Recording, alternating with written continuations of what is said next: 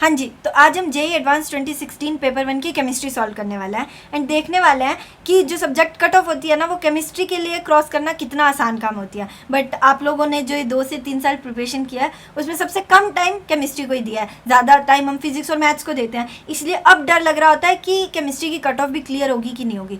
तो आज अपने ये देख रहे होंगे कि कट ऑफ तो क्लियर हो जाती है बट उसमें भी हम और ज़्यादा मार्क्स को अपने बूस्ट कर सकते हैं, जिससे डेफिनेटली हमारी रैंक बूस्ट हो सकती है। तो अगर मैं इस पेपर की बात करती हूँ तो इसमें जो सब्जेक्ट वाइज कट ऑफ थी वो थी 13 मार्क्स। तो अभी हम देख रहे होंगे कि हम इस पेपर से 13 मार्क्स होती है पेपर 1 पेपर 2 मिला के, बट हम देखेंगे कि पेपर 1 से हम कितना स्कोर कर पा रहे हैं। ठीक है, तो अगर मैं स्टार्ट करती हूँ सेक्शन 1 में, तो पहला क्वेश्चन ग्राफ का है। जनरली हम ग्राफ के क्वेश्चन पहले उठाते नहीं है क्योंकि स्टार्टिंग में वही क्वेश्चन उठाएंगे जो कॉन्फिडेंस देते हैं, बट हो सकता है कि हम कंफ्यूज हो जाएं। और ये जो ग्राफ है ये प्रोबेबिलिटी वर्सेस आर वाले हैं। जिसको कंसेप्ट आता है वो इजीली 20 सेकंड्स के अंदर अंदर इसको बना लेगा, बट जिसको नहीं आता है वो कंफ्यूज होगा एंड कॉन्फिडेंस गिराएगा। तो इसको हम पहले के लिए फर्स्ट राउंड के लिए नहीं उठा रहे हैं। ठीक है, एंड एक चीज़ आप बता के जाओगे कि अगर आपको वो एटॉमिक स्ट्रक्चर के जो ग्राफ्स होते हैं उनकी डिटेल वीडियो चाहिए तो वो आप कमेंट सेक्शन में बता के जाना, ज़रूर ले आएंगे। ठीक है, नेक्स्ट अगर चलते हैं तो अगला क्वेश्चन है थर्मो का। थर्मो तो हम जेईई मेन लेवल पे भी डरते हैं क्योंकि फिजिकल केमिस्ट्री में थर्मो और इक्विलिब्रियम वाला पार्ट थोड़ी डेप्थ मांगता है। बट अगर मैं इस क्वेश्चन की बात करती हूँ तो ये क्वेश्चन ना फॉर्मूला बेस्ड है, जिसमें आइसोथर्मल के लिए जो एंट्रोपी होती है ना फॉर सिस्टम, यहाँ सराउंडिंग की पूछी है, सिस्टम के लिए वो होती है NR/ln(V2/V1). बट अगर मैं बात करती हूँ कि सराउंडिंग की तो हम सेकंड लॉ ऑफ थर्मोडायनेमिक्स से उठाएंगे। बट देखो, पहला क्वेश्चन थर्मो का उठाना अभी हम नहीं उठाएंगे क्योंकि स्टार्टिंग में सिर्फ वो क्वेश्चन जो कॉन्फिडेंस दे रहा है, ये हो सकता है कि कॉन्फिडेंस गिरा है, तो भी नहीं उठा रहे। नेक्स्ट अगर मैं चलूँ तो increasing order of atomic radius, ये हम उठा सकते हैं। उसके बाद मुझे नंबर ऑफ पैरामैग्नेटिक कंपाउंड्स बताने हैं इनके बीच में। ठीक है, तो ये मुझे पता है कोऑर्डिनेशन क्या है और नंबर ऑफ अनपेयर्ड इलेक्ट्रॉन्स निकालने होता है पैरामैग्नेटिक, तो ये उठा सकते हैं फर्स्ट राउंड में। नेक्स्ट अगर मैं देखूँ तो नेचुरल रबर में, तो देखो जो पॉलीमर और मेटलर्जी ये वाले सेक्शन है ये फ्री के मार्क्स होते हैं एंड ये हम बहुत जल्दी कर सकते हैं, तो ये एक तरीके से शॉर्ट +4 मार्क्स है मेरे। या अगर मैं बात कर रही हूँ सिंगल करेक्ट में +3 मार्क्स है जो मेरी मार्किंग है, तो यहाँ +3 है मेरी। ठीक है, तो मैं ये 3 उठा रही हूँ यहाँ से। सेक्शन 2 आया मेरे पास मल्टीपल चॉइस। देखो मल्टीपल चॉइस में एक चीज़ का ध्यान रखना कि अगर पार्शियल मार्किंग है ना तो हम इस चीज़ को स्किप नहीं कर रहे होंगे।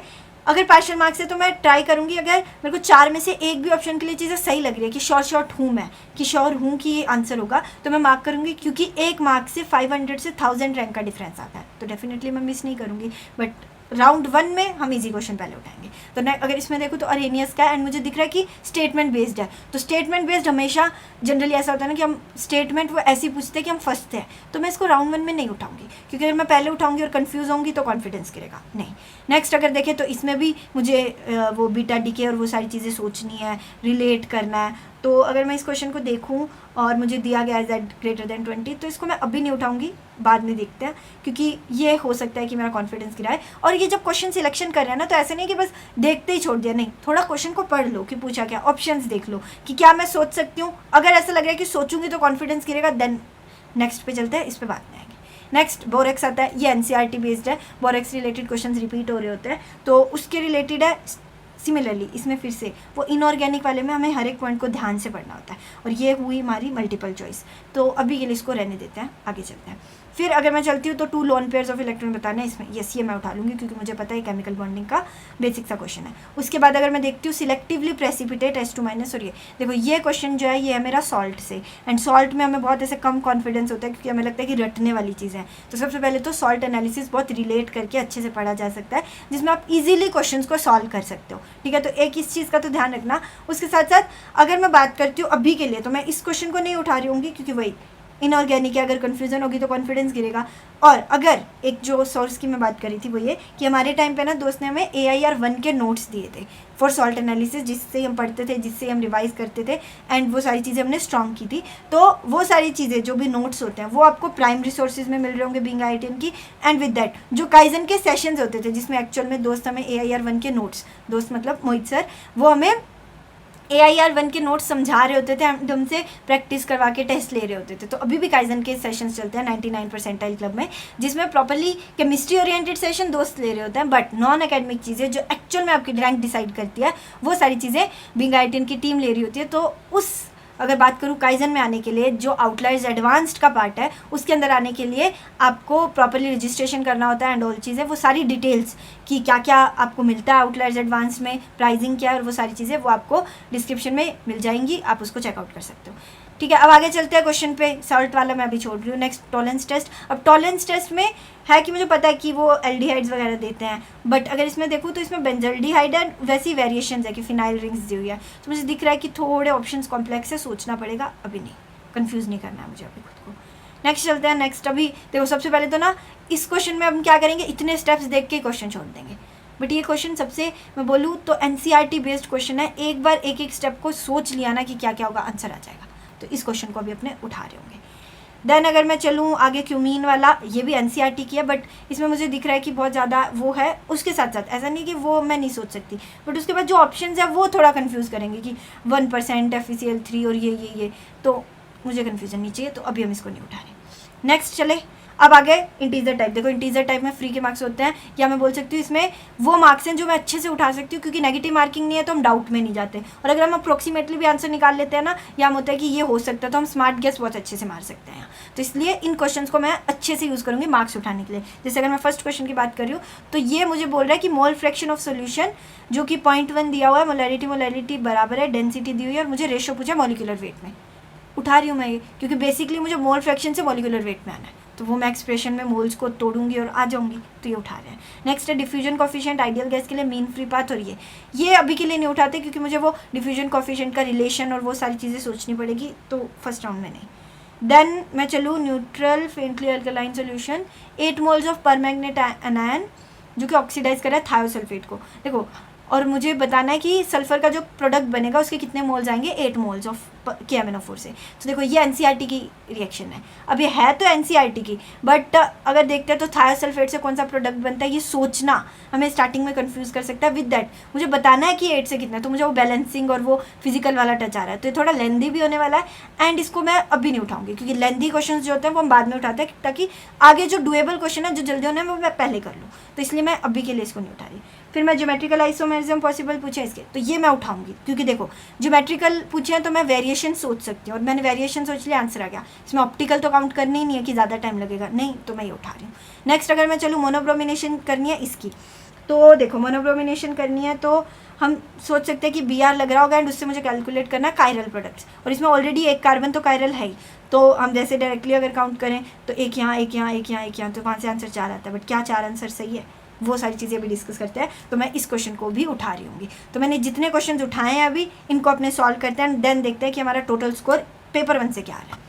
ठीक है, तो स्टार्ट करते हैं। पहला क्वेश्चन मैंने एल्यूमिनियम गैलियम वाला उठाया था, जिसके अंदर देखो मेरे को एक चीज़ पता है कि एल्यूमिनियम गैलियम में डी ऑर्बिटल की शील्डिंग होती है, और मुझे पता है उस शील्डिंग की वजह से क्या होता है, गैलियम का जो साइज़ है वो एल्यूमिनियम से छोटा हो जाता है। वैसे ही आगे जो इंडियम थैलियम आता है उसके अंदर भी मुझे इतना पता है कि लेंथेनॉइड कॉन्ट्रैक्शन होती है, बट वो इतना ज़्यादा नहीं होती कि थैलियम का साइज़ इंडियम से छोटा हो जाए, तो ये चीज़ है। बट स्टिल अगर मुझे सिर्फ ये पता है ना डी ऑर्बिटल वाला, तो देखो गैलियम किसी में भी छोटा नहीं है, एक ऑप्शन को छोड़ के, जो कि है मेरा बी, तो मेरा आंसर आ गया बी। तो यहाँ पे +3। ठीक है, अब चलते हैं नेक्स्ट क्वेश्चन पे। नेक्स्ट है NiCO4, इसमें मुझे अनपेयर्ड इलेक्ट्रॉन्स निकालने थे। ठीक है, अगर मुझे अनपेयर्ड इलेक्ट्रॉन अगर मुझे अभी निकालना है, तो देखो इसको माइंड में करने की कोशिश ज़्यादा करना, क्योंकि कोऑर्डिनेशन कंपाउंड के क्वेश्चन आपको ऐसे वो बोलते हैं ना, मेंस लेवल पे हमने इतने कर लिए होते हैं कि मुझे पता होता है D8 में कितने अनपेयर्ड है या D6 में कितने हैं, वो सारी चीज़ें तो अभी अपने वो विजुलाइज कर रहे होंगे। तो देखो NiCO4 के अंदर मुझे पता है कि कोई चार्ज नहीं है, तो इसमें S2D8 वाली जो है वो कन्फिग्रेशन होती है, राइट। तो उसमें भी अगर यहाँ स्ट्रॉन्ग फील्ड लाइगेंड है तो उससे होता ही है कि स्ट्रॉन्ग फील्ड लाइगेंड की वजह से पेयरिंग हो जाती है। तो यहाँ पे कोई अनपेयर्ड नहीं होगा, तो पैरामैग्नेटिक डायमैग्नेटिक मतलब डाया होगा कि जो इसमें अनपेयर्ड नहीं है, तो इसमें नहीं है तो ये डायमैग्नेटिक। आगे चलते हैं NiCl4 2- इसमें +2 चार्ज है तो D8 कन्फिग्रेशन है, बट इसमें वीक फील्ड लाइगेंड है, वीक है तो पेयरिंग नहीं होगी, पेयरिंग नहीं होगी तो अनपेयर्ड इलेक्ट्रॉन्स होंगे, तो ये हुआ पैरा। ठीक है, नेक्स्ट CuNH3Cl2Cl, इसमें कोबाल्ट पे अगर वो चार्ज कैलकुलेट करोगे तो वो आ रहा है +3। तो अगर +3 है एंड मेरे पास स्ट्रॉन्ग है तो +3 है, तो सबसे पहले कोबाल्ट होता है मेरा S2D7, तो +3 किया तो D6 बचा। तो D6 में भी अगर मैं देख रही हूँ, लेट्स से ये देखो यहाँ मैंने बनाया था D6 है, तो D6 में NH3 4 है, मुझे पता है स्ट्रॉन्ग लाइगेंड है। विद दैट कोबाल्ट पे जब भी चार्ज ज़्यादा होता है तो वो जितना चार्ज ज़्यादा होगा वो अट्रैक्ट ज़्यादा करेंगे एंड पेयरिंग को सपोर्ट करते हैं। तो इसमें अगर मैं पेयरिंग कर दूँगी तो देखो ध्यान से, जैसे ही मैंने पेयरिंग की अनपेयर्ड बचे ही नहीं, वो पेयर्ड हो गए, तो अनपेयर्ड नहीं बचे तो ये डाया हो गया। नेक्स्ट अगर मैं चल रही हूँ तो नेक्स्ट देखो, इसमें मैंने बोला स्ट्रॉन्ग फील्ड लाइगेंड था, इसमें देखो CO+3 और वीक फील्ड लाइगेंड है, तो ये मेरा D6 ही होगा, लेकिन ये पैरा हो जाएगा। ठीक है। नेक्स्ट जो थे मेरे पास थे Na2O2 और CsO2, तो इसमें O2 माइनस और O2 माइनस, तो ये MOT से मुझे पता है कि इसमें अनपेयर्ड नहीं होते हैं, तो ये तो हो गया डाया, बट इसमें एक अनपेयर्ड होता है, तो ये हो गया मेरा पैरा। डन है। अब मुझे पूछा कितना था नंबर ऑफ पैरामैग्नेटिक, तो मेरा जो आंसर आएगा वो क्या आएगा, पैरामैग्नेटिक 1 2 3 है, तो आंसर 3 आ जाएगा, बी आ जाएगा। अब इसमें अगर मैं देखूँ तो मेरा हो गया आंसर +3। नेक्स्ट चलते हैं, नेक्स्ट है हाइड्रोजनेशन नेचुरल रबर। तो देखो इस क्वेश्चन को अगर आप बेसिकली वो बोलते हो ना कि ऑप्शन एलिमिनेशन करोगे तो भी हो जाएगा, बट एक चीज़ ध्यान रखना, पॉलीमर, मेटलर्जी, बायोमोलिक्यूल्स ये मत छोड़ के जाना, क्योंकि ये 2-3 दिन में आप अच्छे से पढ़ के अच्छे से रिवाइज करके और क्वेश्चन करके स्ट्रॉन्ग कर सकते हो। बस है कि वो फ्रीक्वेंसी डिमांड करता है आपके एग्जाम वाले दिन तक, तो मेरे को अच्छा कर सकते हो। तो ये शॉर्ट +4 +3 मार्क्स मुझे दे रहे होंगे। जैसे अगर इसमें बात करूँ तो मुझे पता है हाइड्रोजनेशन के बाद क्या होगा, तो पॉलीमर के अंदर नेचुरल रबर के लिए जो वो होता है वो ये होता है, जिस मॉलिक्यूल का मैं बोलती हूँ ना कि चेन बन रही होती है नेचुरल रबर में, वो ये होता है स्टार्टिंग। तो स्टार्टिंग में रिएक्टेंट ये होता है, तो इसका हाइड्रोजनेशन करते हैं। तो देखो नेचुरल रबर कैसे बनता है, ये डबल बॉन्ड टूटेगा, ये टूटेगा एंड ये चेन बनती जाती है, बट हाइड्रोजनेशन में इससे क्या होगा वो सोचना है। अब देखो ऑप्शंस कितना हेल्प कर रहे हैं, देखना कि अगर वेल्कनाइज्ड रबर है तो पहले ही हटा दूंगी, क्योंकि वो तब बनता है जब सल्फर ऐड करते हैं। पॉलीब्यूटाइलिन पॉलीप्रोपाइलिन होगा नहीं, क्योंकि मुझे पता है कि एक ब्रांच है, और अगर ब्रांच है तो मुझे पता है इथाइलिन प्रोपाइलिन समथिंग होगा, तो इसलिए यही कोपॉलीमर मेरा आंसर आ जाएगा। तो ये हुआ मेरा +3। अब चलते हैं नेक्स्ट है हमारे मल्टीपल चॉइस। अब मल्टीपल चॉइस के अंदर जो हमें ध्यान रखना है वो ये क्वेश्चन उठाया था, तो ये हमारा जो हम उसके अंदर पढ़ते हैं ना हमारी VSCPR थ्योरी, तो VSCPR थ्योरी के अकॉर्डिंगली मुझे पता करना है कि मेरे 2 लोन पेयर्स किस में है। तो अब इसमें देखो स्ट्रक्चर बना के नहीं देखेंगे, विजुअलाइज करेंगे। ध्यान से सुनना, BRF 5 है, BR के अंदर वैलेंस इलेक्ट्रॉन कितने होते हैं 7, 5 यूज हो रहे हैं तो कितने बचे 2, तो 2 इलेक्ट्रॉन से 1 लोन पेयर बनता है, तो 1 हो गया। ClF3 में भी सेम 7 होते हैं, 3 यूज हो गए तो 4 बचे, 4 से लोन पेयर कितने बनेंगे 2। XgF4 में 8 होते हैं, 4 यूज हो गए, 4 बचे अगेन 2। SF4 में 6 होते हैं, 4 यूज हो गए तो एक लोन पेयर बचा, राइट, 2 इलेक्ट्रॉन बचेंगे। तो इसमें से आंसर निकालना है, आंसर जो आएगा वो क्या आएगा कि मुझे 2 लोन पेयर वाले सिलेक्ट करने हैं, तो मेरे पास आ गया B एंड C, ठीक है। और अगर B एंड C आ गया तो यहाँ पे अगर मैं काउंट कर रही हूँ तो ये था मेरा मल्टीपल चॉइस, तो +4, ठीक है। अगर मैं देखूँ सेक्शन 1 के अंदर हमने 3 क्वेश्चन सही किए, दैट मीन्स +9 तो वैसे ही हो गए, और मुझे चाहिए कितने थे 13, +4 करो, पहले मैंने किए 9 और ये हो गए मेरे 13, marks completed, cut off clear होगी। स्टिल मैंने और क्वेश्चन चूज़ किए हुए हैं क्योंकि वो ईजी क्वेश्चन है जिनसे मैं मार्क्स उठा सकती हूँ, ठीक है। तो अभी देखते हैं ये वाला, देखो ये क्वेश्चन जो था ना ये मैंने बोला था NCERT बेस्ड रिएक्शन है। अब ध्यान से सुनना कि कैसे है। इसमें जब भी अगर मैं इसको एनिलीन दिया और उसमें मुझे बोला गया कि एसिटिक एनहाइड्राइड पिरीडीन में, तो ये हम कब यूज़ करते हैं, ये हम प्रोटेक्शन के लिए यूज़ करते हैं, क्योंकि नाइट्रोजन लोन पेयर दे रहा है और नाइट्रोजन में जो है मेरा वो इलेक्ट्रॉन डोनेटिंग ग्रुप होता है, तो जिसकी वजह से ये जो होती हैं पोजीशंस ये इलेक्ट्रोफाइल के रिएक्ट करने के लिए, रिएक्शन के लिए सबसे फेवरेबल होती है। उसमें भी पैरा ज़्यादा होती है क्योंकि यहाँ पे रिपल्शन नहीं होता, ऊपर रिपल्शन के चांसेस होते हैं, तो मुझे पता है। बट जब मैं एसिटिक एनहाइड्राइड से प्रोटेक्शन करवा दूंगी तो होगा ये कि जो मेरा ये NH2 है यहाँ पे अटैक होके वो बन जाता है NHCOCH3, तो NHCOCH3 बन के होगा क्या कि ये लोन पेयर इधर बिजी हो जाता है, तो इसलिए यहाँ पे जो वो जितनी पावर और जो इलेक्ट्रॉन डोनेटिंग इफेक्ट था वो कम होता है। तो उससे होगा क्या कि जैसे अगर हम सिर्फ इसी पे एसिड इन इसी में अगर BR इन एसिड समथिंग के साथ रिएक्ट करते हैं तो तीनों जगह ब्रोमीन लग जाता है, बट अगर मैंने प्रोटेक्शन कर दी तो वो वैसे ही बिहेव करेगा कि किसी एक जगह पे BR अटैक कर रहा होगा। तो अब अगर मैं यहाँ कर रही हूँ कि प्रोटेक्शन है तो मुझे पता है कि पैरा ज़्यादा फेवरेबल होगा, तो यहाँ BR लग जाएगा। उसके बाद ये सेकंड के बाद मेरा प्रोडक्ट बना, उसके बाद मैंने किया हाइड्रोलिसिस। हाइड्रोलिसिस में भी देखो NHCOCH3 है, हाइड्रोलिसिस के बाद फिर से यहाँ पे जो है मेरा बन जाएगा NH2, ठीक है, मेरा फिर से NH2 बन जाएगा। तो देखो ये आया मेरे थर्ड के पास, उसके बाद NaNO2HCl डाइजोनियम की रिएक्शन, तो मुझे पता है डाइजोनियम बनेगा और यहाँ मेरा BR वो लगा हुआ है जो वो था। अब डाइजोनियम के बाद COHBr, NCERT में सैंडमेयर गेटरमैन रिएक्शंस दी हुई है जिसमें या तो सॉल्ट यूज़ हो रहे होते हैं या सिमिलरली HBr विद कॉपर और वो चीज़ें यूज़ हो रही होती है। तो मुझे पता है वहाँ से ब्रोमीन ऐड होता है और N2 रिलीज़ होती है, तो यहाँ पे BR ऐड होगा और नीचे भी BR एक ऑलरेडी था ही, तो मेरा फाइनल प्रोडक्ट ही आएगा। बट ये मल्टीपल चॉइस था तो इसमें इन्होंने बोला था कि मुझे प्रोडक्ट बताओ जो रिएक्शन सीक्वेंस में बन रहे होंगे। तो अगर मैं देख रही हूँ तो N2Cl NH2 वाले कोई है नहीं, सिर्फ ब्रोमीन वाला है, तो सिर्फ एक ही प्रोडक्ट बन रहा है, तो आंसर भी है। तो देखो इसमें जो एक लर्निंग है वो ये कि ये मल्टीपल चॉइस था, और मल्टीपल चॉइस में जब भी हमारा एक आंसर आता है ना हमें लगता है कि हमने कोई गलती किया, ऐसा नहीं होता है। बहुत बार ऐसा होगा कि मल्टीपल चॉइस में एक ही आंसर हो रहा है, ठीक है। तो यहाँ से डायरेक्टली मेरे +4 हो गए।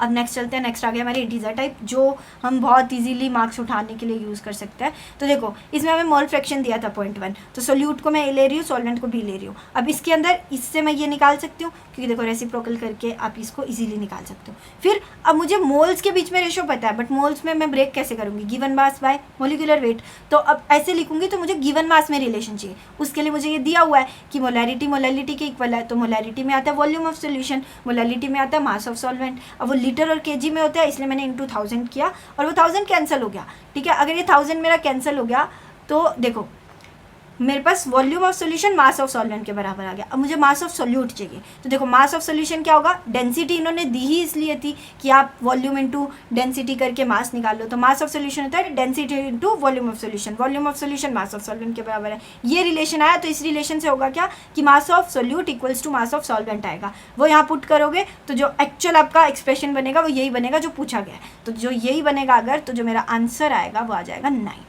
ठीक है, ये एक बार खुद से ट्राई करके देखना, क्वेश्चन को एंड टू एंड सॉल्व करके देखना। ठीक है, तो यहाँ से मेरे +3 हो गए। अब मैं चलती हूँ नेक्स्ट पे। नेक्स्ट ज्योमेट्रिक आइसोमेरिज्म, इसमें सिर्फ एक काम करना है कि मुझे बना के देखना है। अब देखो ज्योमेट्रिक आइसोमेरिज्म है COL2 CL2 और L मेरा ये दिया है, तो मुझे पता है कि एक तो इसमें N होगा और एक O होगा कि जो कि अटैच्ड होंगे मेरे कोबाल्ट के साथ। तो देखो दो केसेस है कि Cl अगर तो अपोजिट है 180 पे, तो ऐसा कुछ बन रहा होगा कि NO अटैच्ड है और ये बीच में रिंग है, ऐसे ही ये है। ठीक है, अब इसके क्या क्या केसेस बन सकते हैं वो सोचो कि देखो इसमें केसेस ये बन सकते हैं कि NN सेम साइड है या NO से, मतलब N और O है, तो ये तो दो ही केस बन सकते हैं।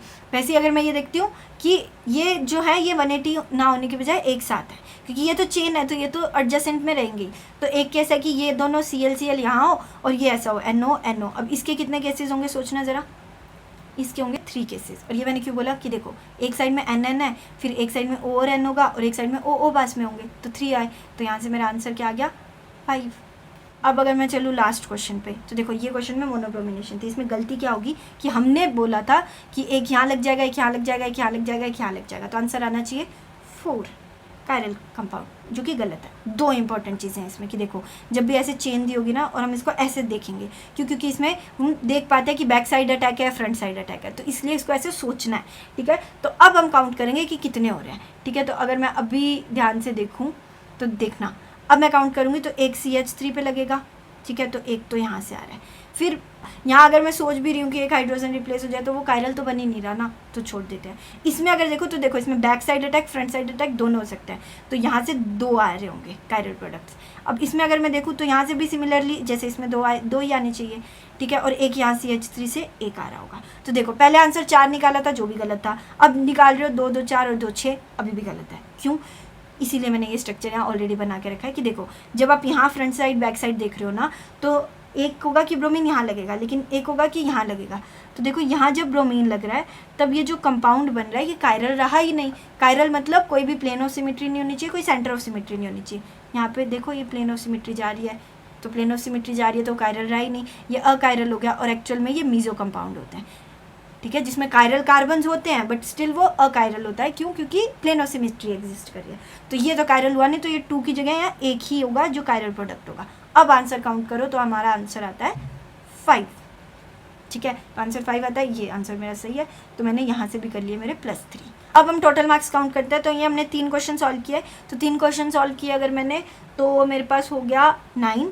ऊपर से मैंने 2 किए थे, 4 4 8 17। फिर मैंने ऊपर 9 और किए थे। तो अगर मैं काउंट करती हूँ तो मेरे पास जो टोटल हैं, टोटल कितना बना मेरा 26, और कट ऑफ कितनी थी 13, मतलब मैंने डबल सिक्योर किया।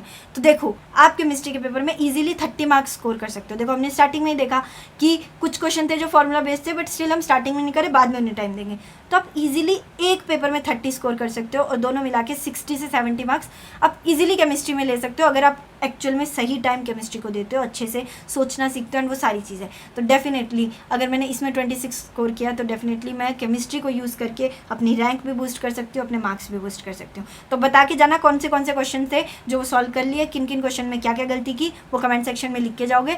विद दैट एक इंपॉर्टेंट चीज़ ये कि बता के जाओगे कि नेक्स्ट कौन सा पेपर सॉल्व करना है कि केमिस्ट्री की कट ऑफ क्लियर हो जाए। All the best.